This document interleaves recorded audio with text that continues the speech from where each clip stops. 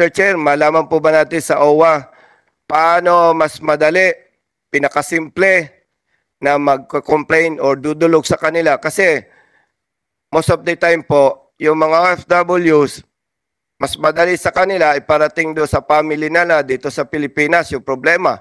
So yung kapamilya po nila, yon ang nagtatanong, naghahanap, paano yung pinakasimple. Go ahead, Congressman Busita. You recognize. Thank you, Mr. Chair, Senator Tolfo, and Representative Salo. Mr. Chair, balikan ko lang yung question ko kanina. I agree with Honorable Senator Tolfo na magulo yun eh. Saan hingin tulong.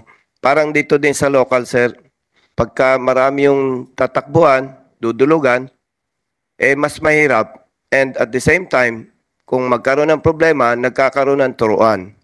So, Mr. Chair, agree po ako doon sa nabanggit nyo kasi po, kung babasahin po natin dito, yung DMW, Department of Migrant Workers, wherein yung sa OWA, Overseas Workers Welfare Administration. Doon pa lamang po sa kanilang pangalan ng kanilang bawat ahensya.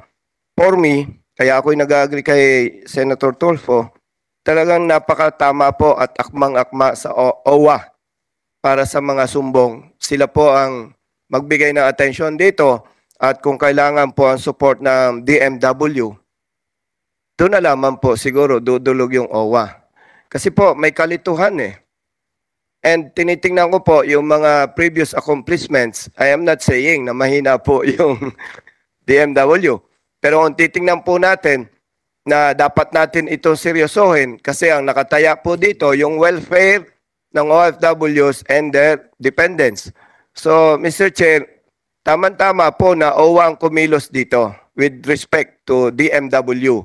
And kung kailangan na lang yung support ng DMW, that's the time na magko-coordinate po sila sa inyo. And so, if I may, talagang dapat po i-identify natin dito, OWA ang responsible sa mga complaints, sa mga dumudulog sa OFW from the word welfare. And Mr. Chair, malaman po ba natin sa OWA paano mas madali, pinakasimple na mag-complain or dudulog sa kanila? Kasi most of the time po, yung mga OFWs, mas madali sa kanila iparating do sa family nila dito sa Pilipinas yung problema. So yung kapamilya po nila, yon ang nagtatanong, naghahanap, paano yung pinakasimple. So balikan ko lang po, Mr. Chair, ano po yung pinakamadali, pinakasimple na ways na marireach po nila yung OWA. Kapatid na Arnel Ignacio, pasensya ka na kasi nakita ko, nabanggit mo, ilang months pa lang, more than 30,000 na yung na-actionan po ninyo. By the way, hindi ko pinagko-compare yung DMW and OWA. Ang tinitingnan ko lang po dito, mas maging simplified para mas madali sa mga kababayan nating bayani, which is the OFWs. So, Mr. Chair, yun lamang po gusto nating malaman from the OWA. Ano po yung pinakasimple na kahit yung anak nung OFW ay vendor, marireach po kayo? Ano po kaya? Pagkat ang OHO ay napakaliit na agency. Kami po ay attached agency lamang ng DMW. Kaya lang, we also have to consider that OWA has been existing for 41 years. And the function ay naging malinaw na malinaw. Pero para mas maging malinaw rin tayo, yun pong mandato ng OWA na sa aming pong gawain, RA number 10801, pinatutuloy lang po kung ano ang aming mandato, and that is welfare. And pagdating po sa DMW, mas naroon po sila to address mga problemang legal, kriminal, and deployment. Kami naman po ay pagka yung mga dumudulog tungkol sa mga nasaktan, ganyan, yan po ang aming linya. And repatriation, sapagkat meron ho kaming emergency repatriation fund. That's why we can easily address yung mga problemang ganito. So, for now, yung pong sinasabi nyo, sa kami makokontak, in existence po yung 1348 ng OWA. In Metro Manila, 021348, kung kayo po ay magtatawag from the provinces, at kung sa ibang bansa, ay dagdagan lang ng plus 1-632-1348. And you can test it now kung may sasagot dyan. Dahil yung pong in fact, we're invited, Excuse me, what's the number? 1348. Pakitawagan Sige, nyo. tawagan nyo. Oh, seriously, will somebody Oh. call that number now? Diyos ko, sana may sumagot. Mr. Chair, Wag mo akong hihiyain, 1348. Ako, sasampalin ko kayo talaga. Mr. Chair, Mr. Chair, 8. So, is that a 24/7 hotline? Yes. Yes. Mr. Chair, Mr. Chair. Right now. Oh, ayan. See? Ang inyong tawag sa aming available na care officer. Okay. Pakintay lamang ng konting sandali at manatili sa linya. Required ho kasi yung kailangan. Ay kalakip ang inyong pahintulot na maghalap at magamit ang inyong mga personal na impormasyon na gagamitin lamang upang mabigyan. How long is the wait? Requirement ho kasi yan ng ng data privacy. Ayan na. Ayan na. Ayan na. Oh. Operation Center. Wow. Okay. Wow. Congratulations. Congratulations. Owa. Galing talaga niyan. Okay, well. Owa, akong kinabahan sa iyo eh. At kaharap ko Yung yung nervous ako boss dyan. mo sa OWA, si Congressman, Congressman pangatlo na. Nanlamig Yeah. ang kamay ko. Administrator Mr. Chair. Ignacio. Anyway, sige, pagbutihin yung trabaho nyo dyan. Thank you. Thank you for answering. Mr. Chair, Ang bilis. Fired! Okay, ako po si Rafi Tulfo po. Maganda. Magandang, magalang pa. Okay. Lalo na nung narinig yung Rapi Tulpo, meron ng Yes, sir. lambing. Mr. Chair. Hindi mo narinig yung Rafi Tulfo, baka medyo pabalabag ka, pasigaw. Hindi po sir, ganun po talaga kayo yung pag-assist po namin sa mga OFW at sa kanilang mga next of kin po. Okay, ikaw ba ay dating OFW or kamag-anak ng isang OFW? Hindi po sir, bali po sir, nag-apply po ako sir before. Ng DMW.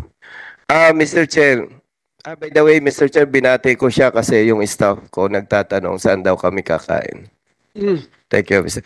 Mr. Chair, katulad po ng nabanggit ninyo, maraming humihingi ng tulong sa Rapid Tulfo in Action. Ganon din po sa amin, sa Road Safety Advocates of the Philippines and Rider Safety Advocates of the Philippines. May mga humihingi po ng tulong na OFW.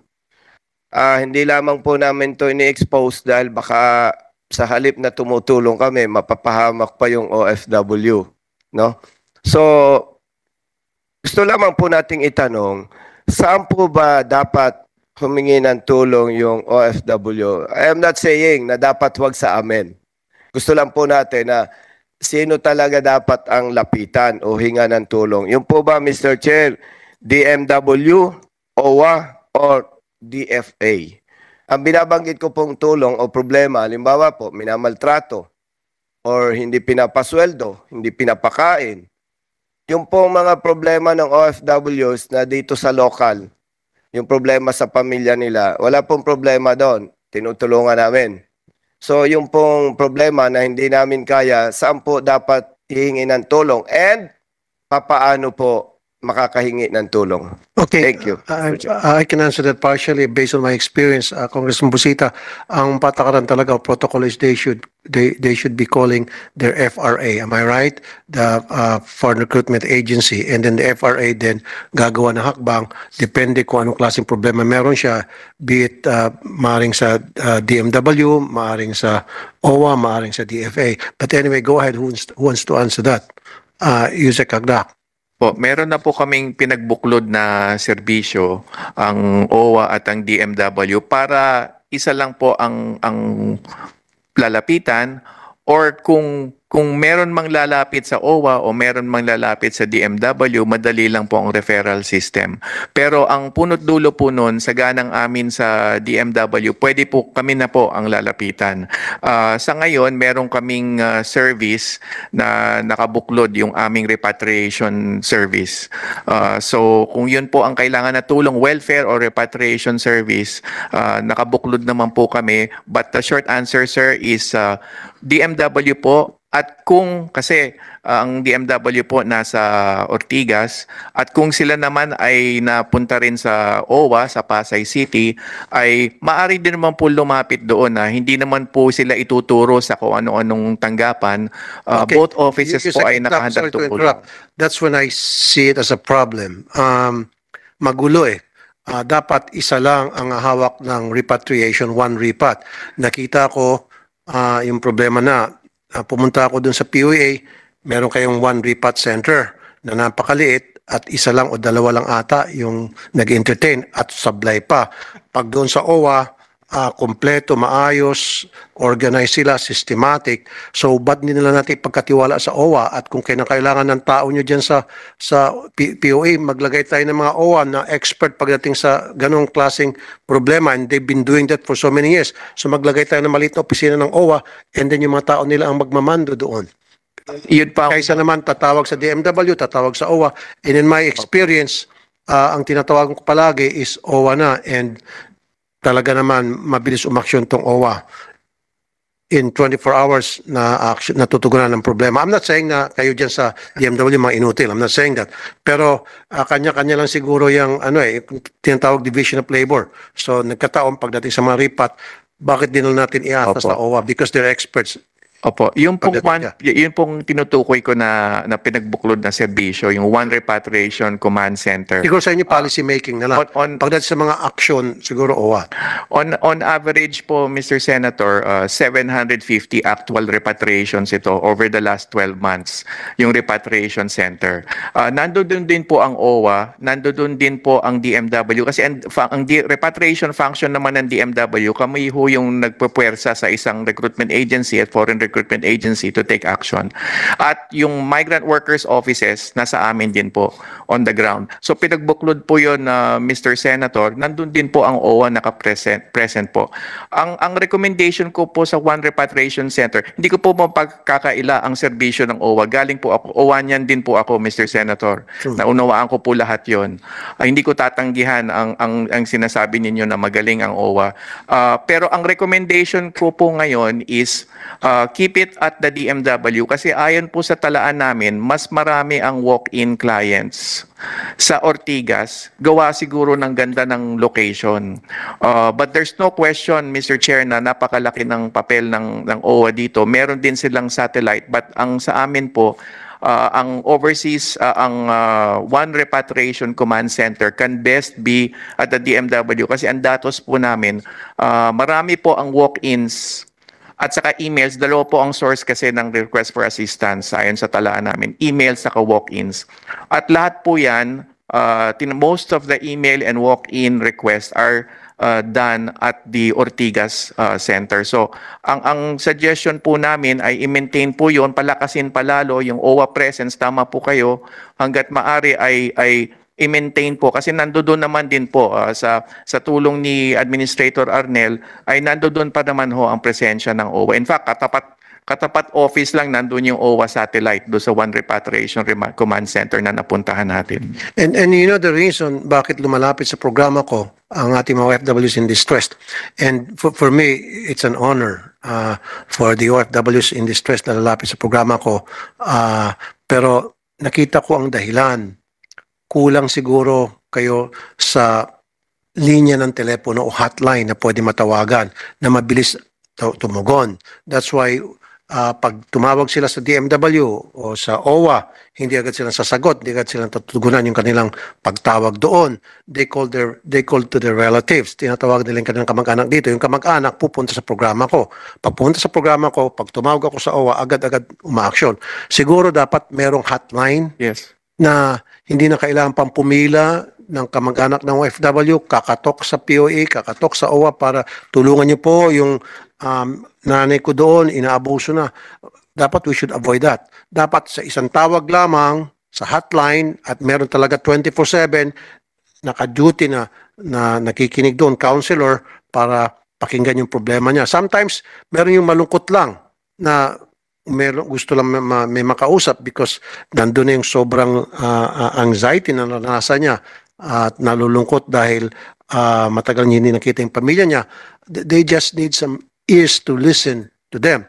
So, I want a 24-hour hotline. Kung kulang tayo sa ganun, manpower, ba't hindi tayo mag-hire ng, anong tawag nito, yung parang call center? At yung nagmamando dyan, mga former OFWs. Ayaw kong kumuha ng basta-bastang tao lang lalagay nyo dyan na wala karanasan. Baka mamaya mag-away lang sila ng OFW, hindi maintindihan, mumurahin lang yung OFW. Dapat yung mga taong sasagot sa telepono, dati mga OFWs o kamag-anak ng mga OFWs? Yes, Mr. Chair, naalala po namin yung inyong direktiba nung nagpunta kayo sa DMW at sa ngayon po pangako po namin, Mr. Chair, na meron na kaming hotline number na binigay ng National Telecommunications Commission. However, Mr. Chair, itatayo pa lamang ho yung call center from the DMW site at nangangako po kami na within this year, maybe at the earliest possible time, hindi po kailangan maghintay ng Disyembre ito. May procurement and documentation processes lang ho, ay makakapagtayo po tayo ng call center sa Okay, kung Department kailan niyo po ng budget, makakatulong po kami dito. Yes, Mr. Chair, kailangan. Committee to. So, ilan po na tao ang tinitingnan niyo ilalagay niyo dyan sa call center na yan, na pinaplano niyo? Actually, medyo nag-uusap na rin kami ni Administrator Arnel. Ang iniisip namin talagang, if I may call it, sa ngayon, lack of a better term, mega monitoring and call center. Maliit na siguro ang 50 hanggang 100 na magmo-monitor ng calls, Mr. Senator. But you're right, Mr. Chair. Kailangan po talaga ng budgetary support ito kasi mag-hire tayo ng additional personnel which includes OFWs and OFW dependents. Co-Chair Salo? Yes, Senator. Sususugan ko po at babalikan ko po yung binabanggit po ninyo kanina na ang aim po natin maging seamless din po yung serbisyo na katulad nito. But at the same time, ayaw din po natin na magkaroon ng redundancy gaya po ng binabanggit po ninyo. Kasi kung the OWA na repat center is already working and working well, paano na yung magiging way na kailangan nating i-create doon sa DMW?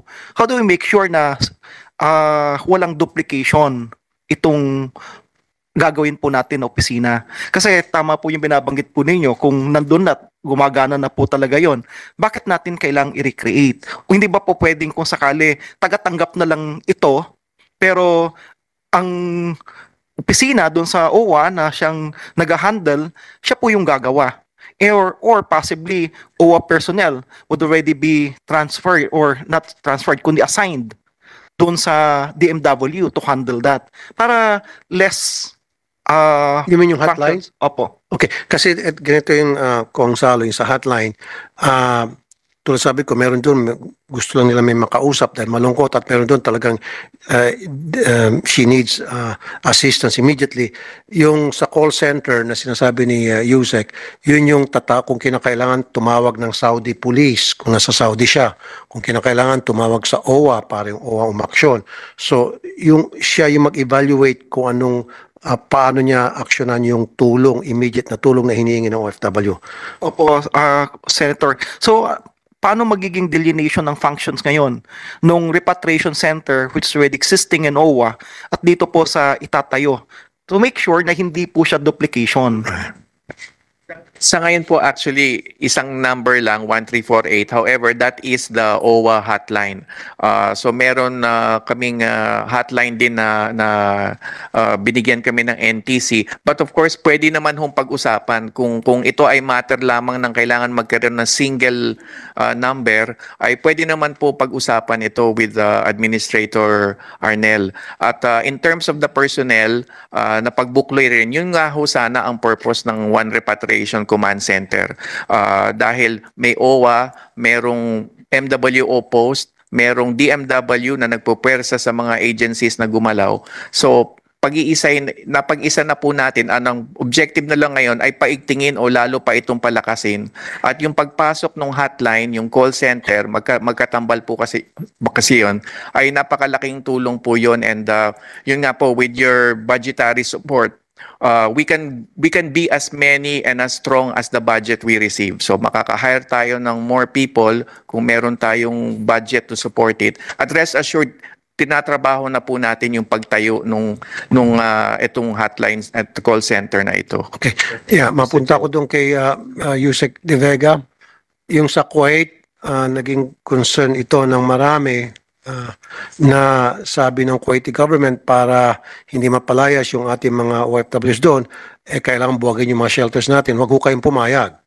Hindi pwede. Kasi ang gusto ata ng Kuwaiti government, wag nang pumunta sa shelter, pumunta na lang daw sa mga proper authorities doon kasama ng mga pulis nila. Sabi ko kanina, hindi mapagkatiwalaan hindi naman siguro lahat, yung karamihan sa mga pulis nila because they're inclined na para kampihan pa yung kanilang mga kababayan kaysa naman yung mga kababayan natin. So has that been addressed? Ano na po yung request ng mga taga ng Kuwaiti government na buwagin yung mga shelters natin? Opo, Senator. But before that, I will add a little to what you just finished. No? Kasi dati marami pa pupunta sa DFA, obviously, dahil nung kami pa nag-handle. Pero more, maybe 30, 40 a day. Now, less than 10. And ang ginagawa, hindi namin pinapasa sa OWA o sa DMW yung para hindi na going, in circles. Nagkikipag-ugnayan na lang kami sa DMW diretso or we give the instruction to the embassy to work on it with the MWO. So, we are glad na dito lumabas na talagang malinaw na lahat pupunta sa DMW. So, that's, hinihintay na namin yung hotline number, I think. Pero nakausap niyo na ba yung Kuwaiti government? Now, about the Kuwaiti government. Posibleng request? Yes, we are still open. The shelters are still there. May I clarify, sir? Pag may inuuwi yung Kuwaitis, they call it deportation. Actually, hindi to deportation na ni-round up nila mga illegal pagkatapos iuwi. These are Filipinos who were originally run away already and were being kept in the shelter. Pag inuuwi, they call it deportation. Actually, for us, it's repatriation. So, wala silang dinedeport na Filipinos na ayaw umuwi tapos hinuli lang nila. Because right now, they still allow the 275,000 Filipinos working legally there to work.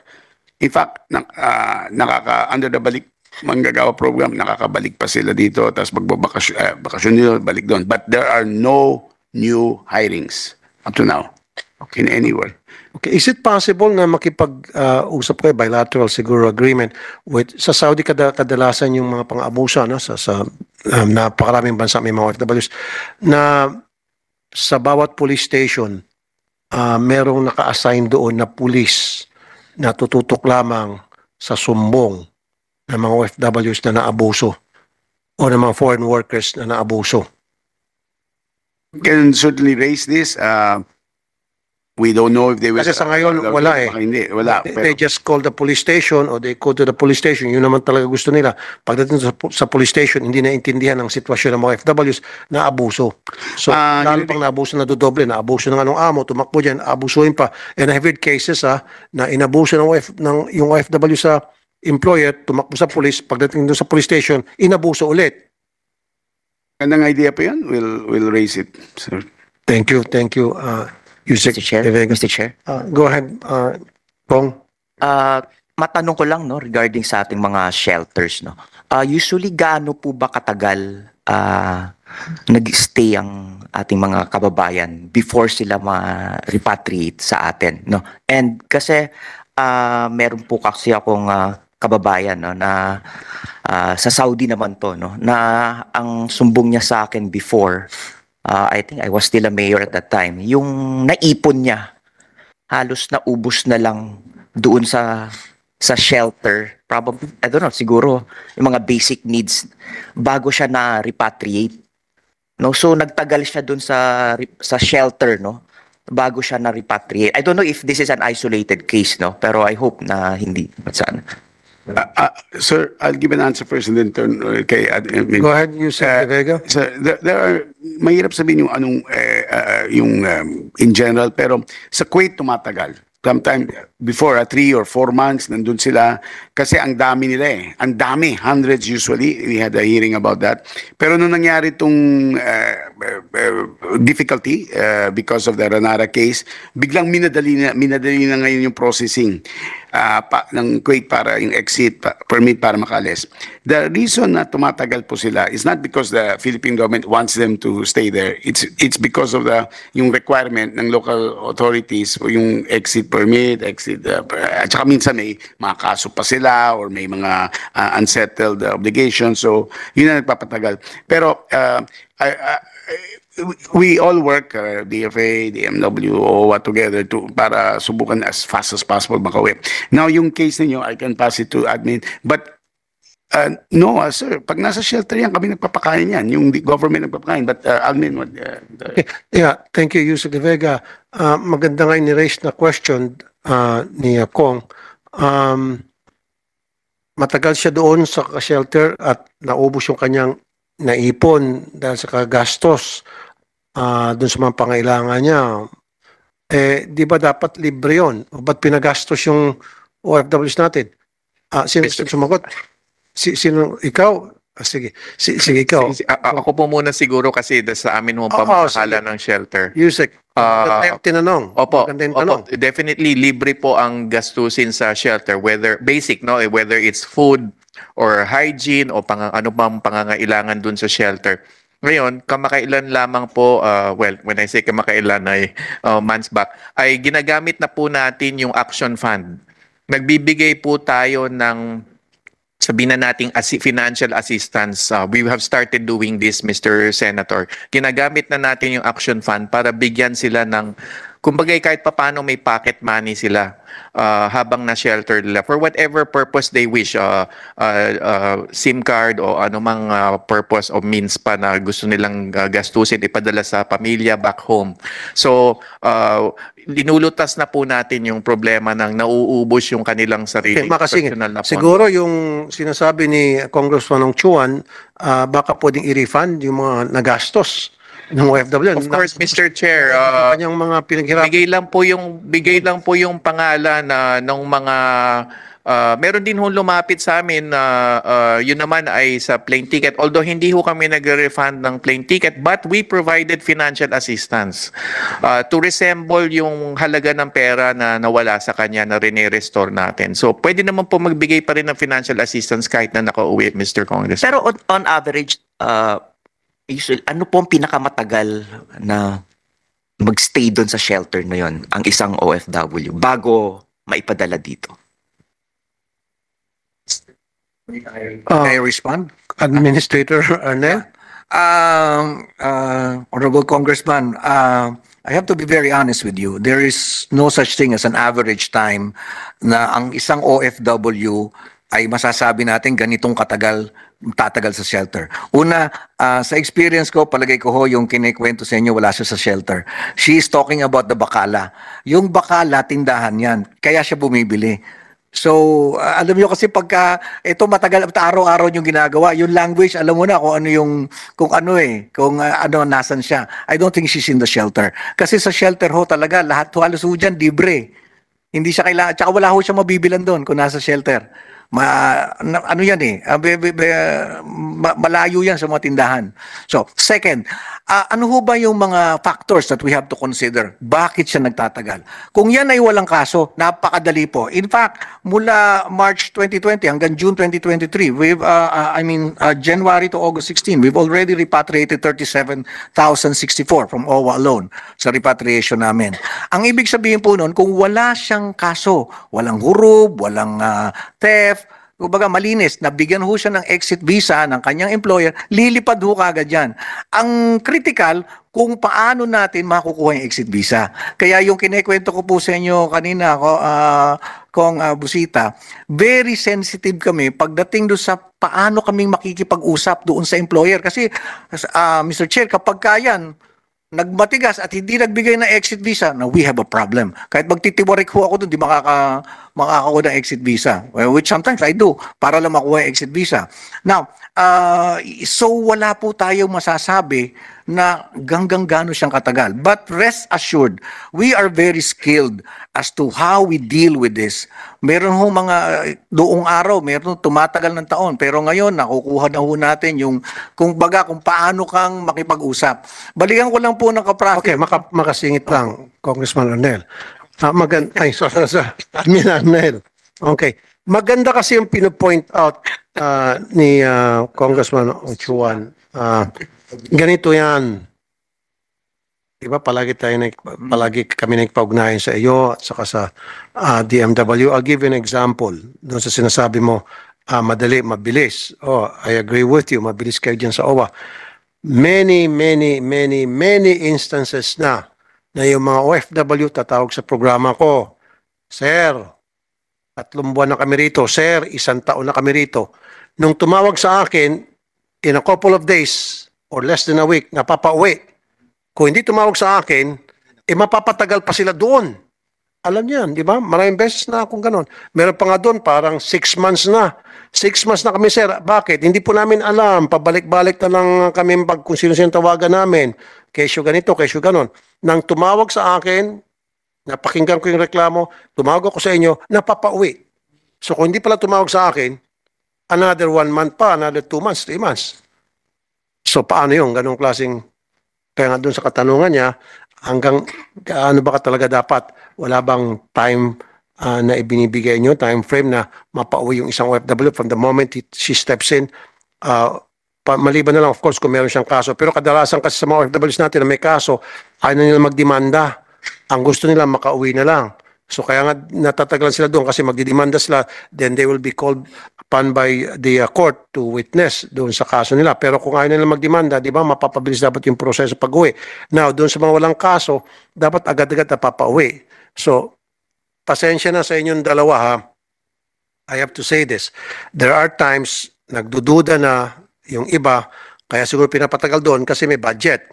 Yung bawat isang OFW, doon sa budget, pinagkakitaan. See, the more the OFW stays, many OFW stays, may porsyento doon sa budget na ibinibigay sa OFWs.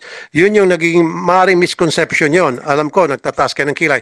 But, no, listen, just listen to me and listen carefully and listen good. Okay? You cannot take away that kind of impression from people because nakita nila yung inaction. Diba? Bakit hindi na-actionan? Eh, pag pumunta pala kay Tulfo, na-action na naman pala, napapawi agad. Pero kung hindi pa pala tumawag kay Tulfo, abuti pa ng ilang buwan. At kapag inabot pa ng ilang buwan, syempre, habang may OFW doon, eh may budget. At kapag may budget, pwede namang sigurong kalikutin. Yun po yung impression ng ilan. And you have to disprove that para, by way of baguhin yung polisiya ninyo. Diba? Mr. Chair. Yes, sir. Yes po. Mr. Chair, alam niyo po yung pong number ng stayers sa isang shelter, napaka-importante po sa DMW. Sa katunayan po, dati yung Kingdom of Saudi Arabia ang pinakamataas. Ang stayers kasi, pinakamalaki ang kanilang deployment. Pero magtataka po kayo ngayon, hindi po Saudi, Kuwait po ang pinakamataas kumpara po sa deployment. No? Bakit po nangyari yon? Dahil po doon sa ipinatupad na labor reform initiatives ng aming mahal na sekretary noong pong binuksan namin ang deployment sa Saudi. Ano po ginawa namin? Nagkaroon po kami ng pagpupulong sa MHRSD na kapag tumaas doon sa ceiling, halimbawa 50 lamang ang aming inaprubahan, tumaas, suspendido po ang deployment. Hindi po namin papayagan na mag-deploy muli ng HSW hanggat hindi bumababa doon sa cut-off ceiling. Yun po yung... No, wag nyo isuspindi ang deployment, isuspindi nyo yung mga tao nyo na hindi po ma-action. Kasama na rin po yun, Mr. Sen. I'll give you an example. Recently, I think ikaw po, admin, ang tinawagan ko, I'm not sure kung si Yusek Hans, meron yung mga nurses na para sila ay makalabas, makapagsampay, dumadaan sa bintana at yung isa pa nga nahulog, na disgrasya because they've been there for a long time and they wanted to go home pero hindi sila papauwi and they don't know the reason. That's why they called my office and nung tumawag sa opisina ko na ako mismo nakausap nila, in matter of days, na pauwi ko. Yun yung mga example ko. Ba't pa natin kinakailangan hintayin na si ma'am nakasimangot? Ma'am, totoo. Ang pangalan ni ma'am doon, kaya pa siya nakasimangot. Palagi nakataas ang kilay, ito yung magsalita ako. Ang sinasabi ko po, katotohanan, pawang katotohanan lamang. The truth, nothing but the truth, so help me God. So, wag ho kayong magtaas kilay kasi totoo itong sinasabi ko. Yun nga, maalala ko yung mga nurses na meron pa siyang video na doon sa may kusina, may bintana para lamang makapagsampay sila, tatawid sila doon, meron pang nahulog. So, sabi nila, parang kalbaryo na kami rito, parang awa nyo na, Senator, pauwi nyo na kami. And agad-agad, tumawag ata ako sa inyo yun, tama? At napauwi naman. And dyan, humahanga po ako sa inyo dahil mabilis po kayong maksyon. Pero sa akin lamang, dapat di na kailangan tumawag pa sa amin para magkaroon ng aksyon. Mr. Chair. Go ahead, Congressman Busita. You recognize. Thank you, Mr. Chair, Senator Tolfo, and Representative Salo. Mr. Chair, balikan ko lang yung question ko kanina. I agree with Honorable Senator Tolfo na magulo yun Saan hingin tulong. Parang dito din sa local, sir, pagka marami yung tatakbuhan, dudulugan, mas mahirap. And at the same time, kung magkaroon ng problema, nagkakaroon ng turuan. So, Mr. Chair, agree po ako doon sa nabanggit nyo kasi po kung babasahin po natin dito yung DMW, Department of Migrant Workers, wherein yung sa OWA, Overseas Workers Welfare Administration. Doon pa lamang po sa kanilang pangalan ng kanilang bawat ahensya. For me, kaya ako'y nag-agree kay Senator Tulfo, talagang napakatama po at akmang-akma sa OWA para sa mga sumbong. Sila po ang magbigay ng atensyon dito at kung kailangan po ang support ng DMW, doon na lamang po siguro dudulog yung OWA. Kasi po may kalituhan eh. And tinitingnan ko po yung mga previous accomplishments. I am not saying na mahina po yung DMW. Pero kung titingnan po natin na dapat natin ito seryosohin kasi ang nakataya po dito yung welfare ng OFWs and their dependents. So, Mr. Chair, tama-tama po na OWA ang kumilos dito with respect to DMW. And kung kailangan na lang yung support ng DMW, that's the time na magko-coordinate po sila sa inyo. And so, if I may, talagang dapat po i-identify natin dito, OWA ang responsible sa mga complaints, sa mga dumudulog sa OFW from the word welfare. And Mr. Chair, malaman po ba natin sa OWA paano mas madali, pinakasimple na mag-complain or dudulog sa kanila? Kasi most of the time po, yung mga OFWs, mas madali sa kanila iparating doon sa family nila dito sa Pilipinas yung problema. So yung kapamilya po nila, yon ang nagtatanong, naghahanap, paano yung pinakasimple. So balikan ko lang po, Mr. Chair, ano po yung pinakamadali, pinakasimple na ways na marireach po nila yung OWA. Kapatid na Arnel Ignacio, pasensya ka na kasi nakita ko, nabanggit mo, ilang months pa lang, more than 30,000 na yung na-actionan po ninyo. By the way, hindi ko pinagko-compare yung DMW and OWA. Ang tinitingnan ko lang po dito, mas maging simplified para mas madali sa mga kababayan nating bayani, which is the OFWs. So, Mr. Chair, yun lamang po gusto nating malaman from the OWA. Ano po yung pinakasimple na kahit yung anak nung OFW ay vendor, marireach po kayo. Ano po kaya, Mr. Chair? Bago po natin pasagutin po si Admin Arnel, maraming salamat po sa inyong tanong.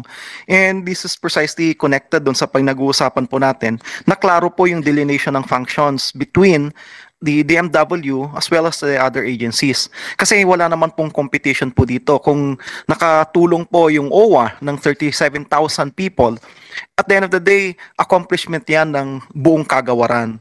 Kaya mahalaga po na maintindihan po natin how do we really delineate the functions para mawala po yung kalituhan. Kasi, of course, sa ngayon, tatawag po sa OWA, tatawag po sa DMW, pero at the end of the day, ang final po yan, sasabihin, yung DMW hindi nakapag-deliver. Kasi kayo po yung kagawaran. Kaya klaro po sana, Senator Raffy, na maintindihan po natin at ng buong Pilipinas at lahat po ng mga OFWs po natin, how do we really delineate the functions between the two? Kanina nga lang po, nung pinag-uusapan po natin yung One Report Center, hindi natin exactly ma-identify. Alin yung hawak ng DMW, alin yung sa OWA.